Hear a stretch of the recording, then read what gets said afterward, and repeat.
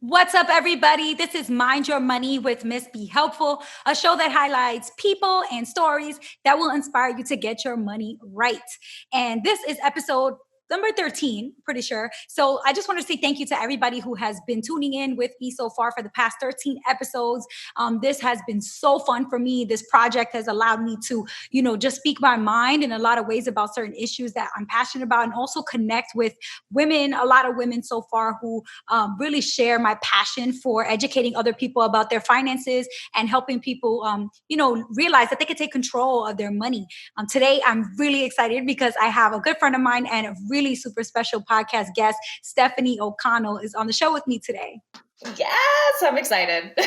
Yeah, I was looking over my Instagram and stuff, and I was like, you know what? I already have a list of badass women that I featured on my Instagram series for Women's History Month called Women in Personal Finance. And I was kind of thinking and racking my brain around how I want to, do something for Financial Literacy Awareness Month and what could I do? And I'm like, hello, let me carry that in and just have conversations with these women and get some of their wisdom, on video and on this podcast because people need to hear it. You girls are badass. So Well, it's a great group. It's a really fun group because everybody has a different perspective and different stories, and they're all really valuable in really different ways. So I think we're really lucky to have such a great community. Yeah, no, I absolutely love that point because everybody has their own personal, story and their own personal opinions and beliefs, but the way everybody still is able to show their success through just consistency and just the passion for what they're doing. Those are the things that shine through over all that. It's the common thread across all the women that I've talked to so far. So that's awesome to see that.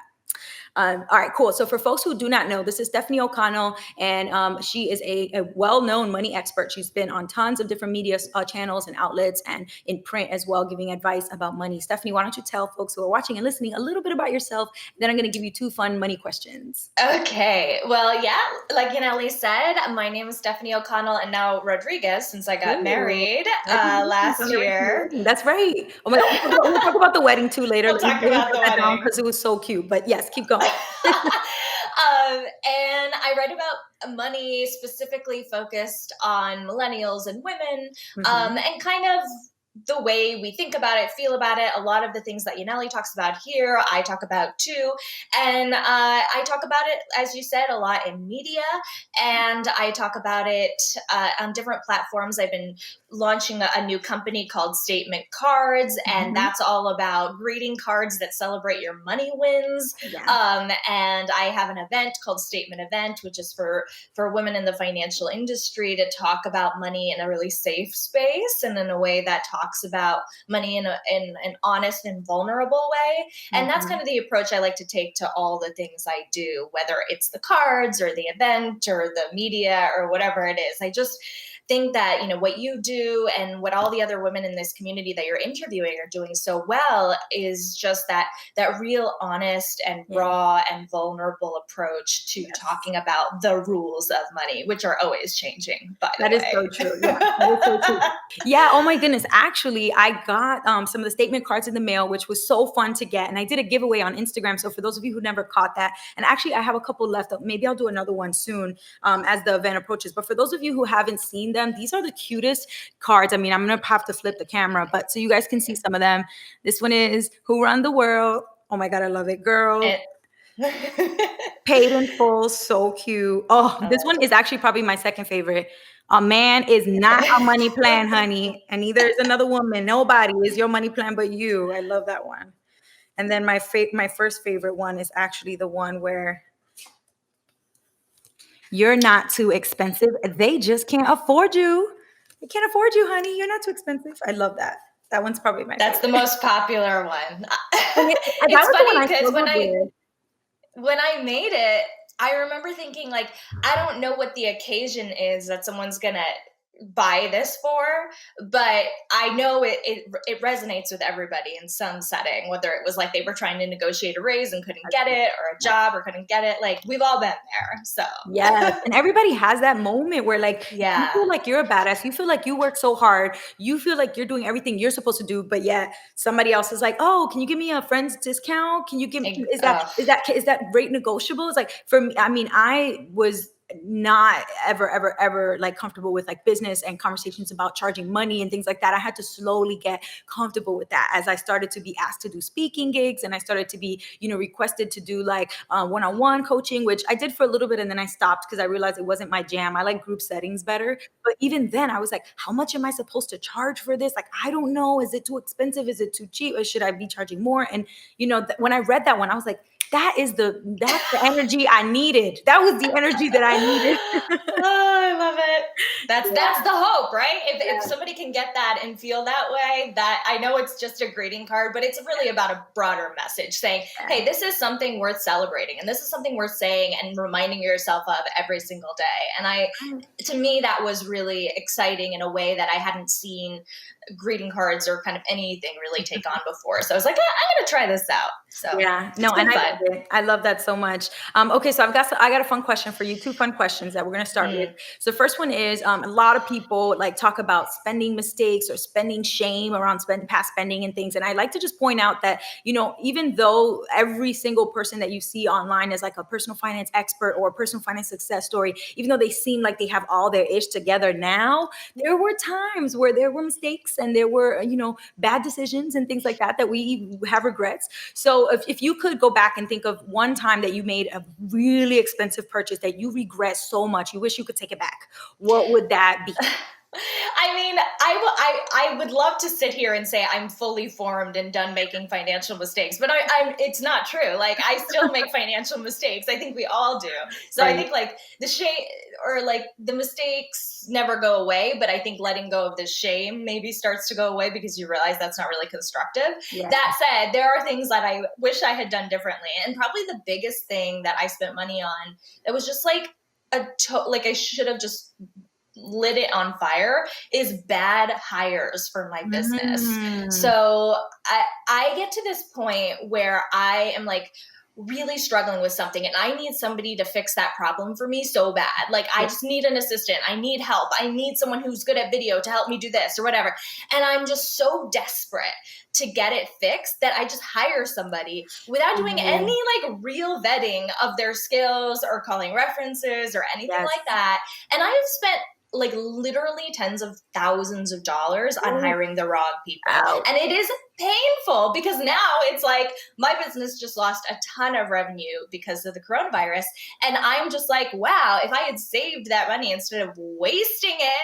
Yeah, no, I 100% agree. And it sounds like that's exactly what happened. You learned. So like next time you go to interview somebody, you better believe you're going to do your due diligence and you're going to be checking their references and you're going to grill them because you've learned. You know what I mean? Like that's a beautiful thing about it. We make mistakes and we learn. Okay, so cool. On the flip side of that question, what is a purchase that you made that was super expensive? You cost a lot of dollars, but you don't regret it. You're glad you made that purchase. If you had a chance to do it again, you would do it again. What would that be? It would be my wedding. That's the wedding. Yeah. Tell us. It's a perfect way to talk about it, right? So my husband and I split the cost of our wedding. So we spent $40,000 total, which is a ton of money. Yeah, it's an expensive wedding. That's an expensive wedding, yeah. I mean, for New York, it's half the price of an average New York wedding. So I will say, like, I did some pretty major savings, but like it's not cheap, not by any means. And we spent a ton of our savings, but like it is something that we planned for, and I really don't regret it because, and it's funny because like I never fantasized about having a fancy wedding or a beautiful wedding or anything like that. But it was so special. It was something that like brought all of our families together. And what we really splurged on were spaces where we could do that. So we got this huge penthouse suite in New York where all of our friends and family stayed for like 3 days. That's so cool. And we hosted them all there. And that was such a unique experience and so special to me and like so in alignment with what matters to me, which is spending time with our friends and family.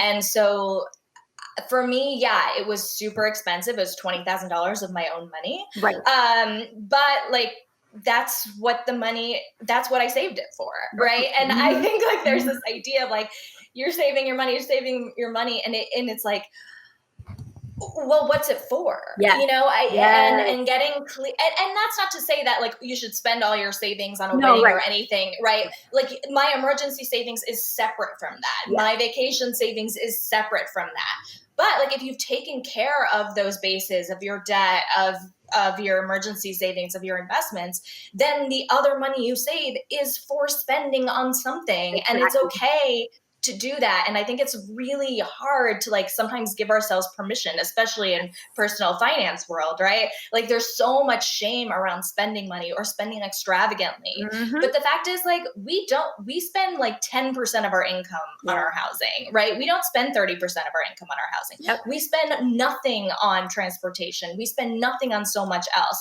And so this was an area where we were like, we care about this and we're going to spend a lot of money to do it. And I have no regrets. That's so awesome. That reminds me so much of Ramit Sethi when he always says, Oh, turn yeah. up the dial, right? Turn I it love up. that. Like old TVs back in the day, you had to change a channel by turning the dial. Like that's what he says. He says you want to reduce like mercilessly the costs that you spend on things that you really don't care. Do you know what I mean? Like you don't care about that stuff. But the stuff that does matter, turn up the dial and like make it, you know, multiply to the point where that's going to be exactly what you want and you're never going to regret it. And it sounds like that's exactly what happened with your wedding. You won't ever regret it because you put the dial up and put the attention where you wanted it to go in terms of where you were spending your money. So absolutely. That's awesome. And for those of you who don't follow Stefanie O'Connell on Instagram, it's literally just Stefanie O'Connell with the F, not PH.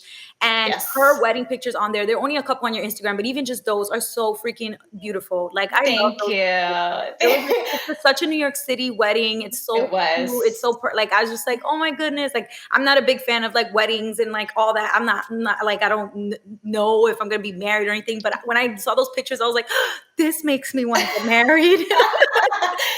Oh, well, I am flattered. I made a whole little Insta story highlight about how we did save a little money on our wedding. So you can see that there too. Love it. That's awesome. Okay. Well, I can't pass up the chance to have a money expert on the show and not talk about like money issues that people are having. So I always, in my YouTube videos, I always put like, email me with questions or comment below if you have issues. And I get so many emails from people that like watch my videos and then have certain questions that maybe are specific to them and they want guidance. And I try to tell them, listen, I'm not an expert to give you money advice, but if I were in your shoes, here are some routes that I would take. I would research this. I would go look that up. I would, in sort of more of an educational perspective, I give resources, not necessarily like advice. But while I have you on here, hey, maybe we can go back and forth and give and think about, you know, some guidance that we might give to folks with certain issues that they've written to me about. Okay, so I'll start with the first one, whose name is Karen. She says she's 24 years old and she's currently getting her master's degree. Her parents never taught her anything about money and she's figuring out as she goes. She's so glad she found the YouTube channel, MissBeHelpful, awesome, which she can use to help her. And right now she's trying to open a savings account. She watched my savings account for the best savings account video in 2020. So the video where I talked about highest interest rates available right now, which is kind of a rough time for interest rates. And she says it's very appealing to go and open a savings account someplace like Varo Money, which is an online savings account that offers a high yield.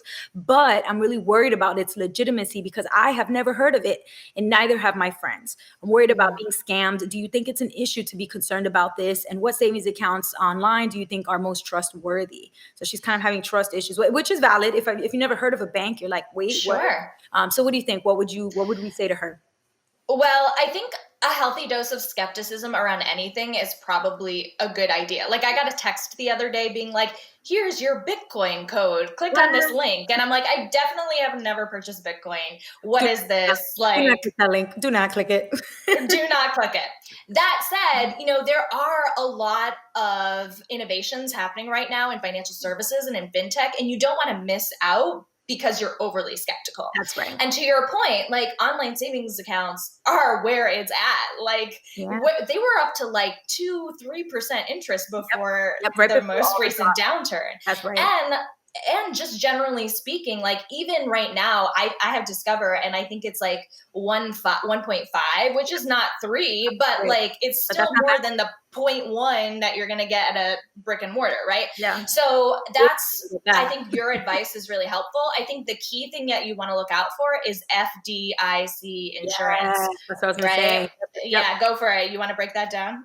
Yeah, well, I was just going to say, I mean, the government has a specific agency, a section of the government that focuses just on insuring deposits that people put into banks. So if you are not sure about a certain bank, obviously check all the things, the qualifications, make sure customer service is decent, make sure that they offer the type of account you want, make sure the minimums are okay with what you can afford, that the number of withdrawals is allowed is in line with what you need to do to access your money. And then that it's FDIC insured is probably the first thing you should check before all the other things, honestly, because if it's not protected by the FDIC, that means if that bank goes out of business, if they are sketchy like you suspected and they disappear, your money also disappears because it wasn't backed by the government. But if it is FDIC protected, then it's insured up to $250,000 per bank account, which means, unless you're balling out of control, you have more than $250K in one savings account, which then you need to open up a second one and put money in the second one.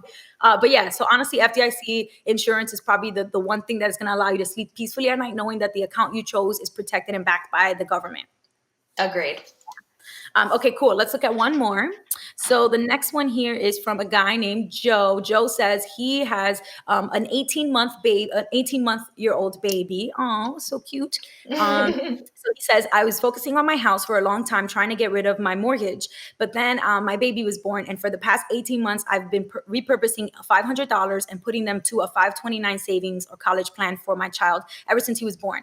However, recently I talked to a few personal finance nerds that told me that I should not be doing this and that I should focus on paying off my mortgage first. And then whenever my mortgage is paid off, I can put those $500 towards the 529 again. What route do you think is the best idea? Does this make sense? I can't figure it out. And so what do you think? What would you say to Joe? So I'm not an accredited investment advisor, so I can't give really specific advice.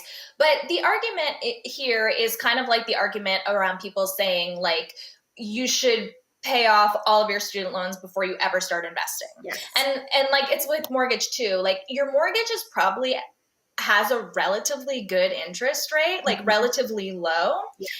And the wonderful thing about that is it lets you leverage your money better because you have a low interest rate on your mortgage. You can focus just on making the minimum payment, and that frees up the rest of your money to put to work for you in an investment account like a 529, which hopefully is going to grow at a faster rate and compound over time by the time your kid goes to school and grow to a level that's going to be just far outpacing the interest you would pay on your mortgage, if that makes sense. That makes perfect sense. Exactly. Leveraging debt is such an important thing. And I think a lot of people don't necessarily think about that because there's this myth out there that one is right and one is wrong. Like, doing this first is the right way and doing this after that is the right way.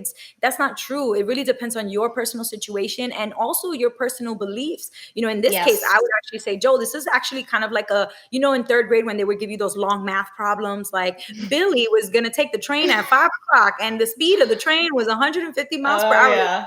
That's what this is, right? It's like you have this much money and you want to put it into the most efficient place financially, right? So you have to calculate what you think that's going to be. Your mortgage rate, how many years you have left to pay that off. You can calculate how much you would save by being $500 more aggressive every month, and then compare that to your prediction for the performance of the 529. That being said, it's not an exact math problem because this is not an exact science. Neither Stefanie nor me nor any money expert out there knows how the market is going to perform and what's in your 529, like what investments are. But if you make a prediction, you can then compare them as, financial tools and see which one would be better for your money. That's what I would thinking more holistically too. It's like, well, there's other pieces of the equation we haven't even addressed, which is your own retirement. Like, you have to prioritize that above your child's education. If you have nothing saved for your own retirement, like, you can't borrow money for that. Your kid can borrow money to go to school. I know you don't want to do it, but so, like, there's a lot of other things to consider. And that's why I think, speaking to a financial professional, even if it's just one time or like once every milestone, like when you have a kid or like when you're making a big adjustment, is a really great resource to take stock and have someone sit down with you. So you not only get the answer, but you understand how people arrived at the answer. Yeah, I love that. And honestly, out there, if you are looking to talk to a financial advisor, the one thing I would say is make sure that person is fiduciary. When you meet with them, when you're making an appointment, ask them straight up, are you fiduciary? And even if that sounds weird, practice saying it over and over again in the mirror until you say it confidently so you can ask, are you a fiduciary advisor? Because if they say no, you need to turn around and go find someone else who is fiduciary, because it's sort of like doctors taking the Hippocratic oath, right? Like they're committing to doing what's best for the patient, regardless of what that means for their career, for their reputation, for their practice, or for their money in their pockets, right? It's about what's best for the patient. Same thing with an advisor. If they are a fiduciary, they took an oath to do what's best for you and not what's best for lining their pockets or for their commission or anything like that. So you want to make sure that people giving you advice are fiduciary. If they say anything besides yes, run. the answer should be yes, I'm fiduciary. Yes, that should be the answer. So that's that. Love it. All right, cool. So tell us a little bit about your statement event, and how you came up with that idea. What was the thinking behind it, and the planning that went into it? Because I know that was awesome last year. You're planning it for this year. We'll see what happens with Corona, but still, just for people to know what it's about and how why you kind of were inspired to do this, and where people can find more information about that. Yeah, so statement event is really for people who are interested in like the financial media world. We talked a little bit about personal finance world and some of the issues that we have with it, right? And like being like, people are so prescriptive, they're so dogmatic, they're so judgmental. And statement event was kind of created as a space to get rid, hopefully, of some of that dogmatism, some of that judgment, and start thinking about women's money specifically and the way we talk about it, and then also different perspectives that might be more useful. And one of the things we do at the event is we bring in a lot of outside voices. So instead we do have, like last year, for example, we had a money writer from the Washington Post, a money writer from the Wall Street Journal, and a bunch of financial experts. But alongside them, we also had a feminist writer, and we also had like a mainstream entertainment writer. And the idea is like, how do we talk about this stuff in a way that's more meaningful, that can make it more mainstream, more relevant, and more useful? Because like when we talk about some of the stuff we talked about today, even like things like shame, that's not helping anyone. So it's incumbent upon us as the people talking about this stuff to really rethink the way we're delivering the message. And I think you've done such a beautiful job of this in your videos and in your content, and a lot of that, the community that we have access to has done that. And so it's about getting that community together to crowdsource, to bring in outside perspectives, and to hopefully kind of reshape the conversation around money and better connect those dots between gender equity and financial power. I love that. I love that so much. All the women out there who are looking for financial empowerment, financial inspiration, financial, resources and guidance, like check out Statement Event. It sounds like an amazing. I haven't been yet, but this year I was really hoping to go. With Corona and everything. It's gonna be virtual. Oh yeah. Okay, good. It's also going to be free. Oh, that's amazing. I love that. So we're still working on the technical aspects, but we're hoping to get that launched as soon as possible. It's going to be free May 1st. You can find out more at statementevent.co. Y'all heard it from Stefanie herself, statementevent.co. Follow her on social so you can see any updates about this event. It's free. It's free $99. Everybody knows that's my favorite price, $3.99. It's my favorite price. And that's amazing. So I'll definitely be taking part myself. That sounds like a wonderful opportunity to connect virtually with other women who are like-minded and looking for that type of inspiration as well. So, what more positive way to do it than to get together with that community, even if it's virtually right now during these Rona times. But we're going to make it happen. We're going to keep pushing.